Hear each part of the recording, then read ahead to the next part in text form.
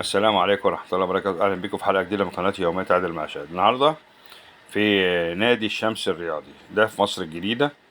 قلنا ناخد أجواء كده صيفية بالليل، قلنا نتمشى في نادي الشمس من جوه.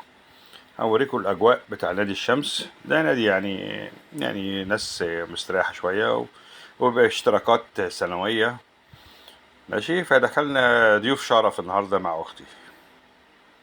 قلنا افرجكم على الاجواء دي. بص الشوارع جميله جدا، او الطرق جدا، طرق جميله جدا. الاولاد كلهم هناك وفرحانين جدا بالجو الجميل، والنسمه كانت جميله جدا. الاجواء حلوه قوي، فيها كافيهات كتيره وفيها مطاعم، فيها ساحات رياضيه هنوريها لكم. اهو انا قاعد بره على كراسي كده. قلنا نفرجكم على الاماكن، فكله بيبقى فرحان، اولاد وكبار وصغيرين، بالاجواء الجميله دي.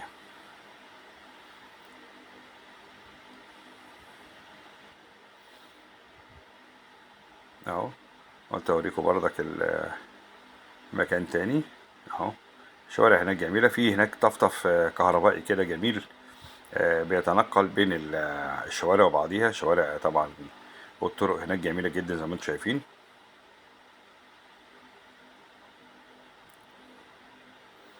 اهو حبيت بس اوضح لكم الموقف، بس الدوشة جامدة جدا طبعا، العيال بيلعبوا، فطبعا صعب ان انا فاضطريت اتكلم من ورا الفيديو.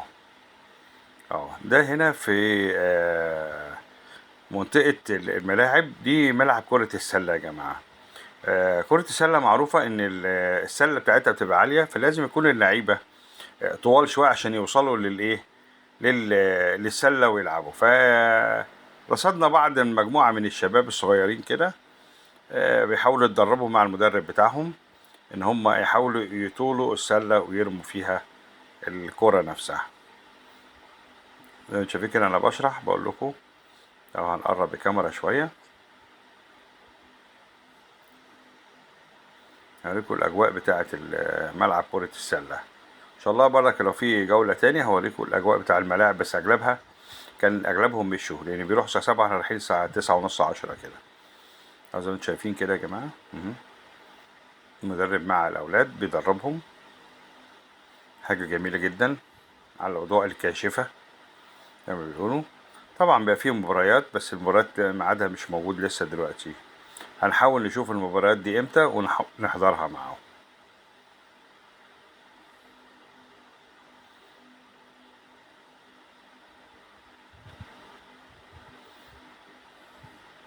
اهو كده خلصوا، اتنقلوا لمكان تاني. في كذا فريق، يعني في حوالي 10 أماكن للعب أو التدريب في نفس الملعب. وإن شاء الله في أي حاجة جديدة نحاول نوريها لكم. دي كافيهات زي ما وريتها لكم، والمطاعم أهي اللي حوالين الملاعب. السلام عليكم ورحمة الله وبركاته.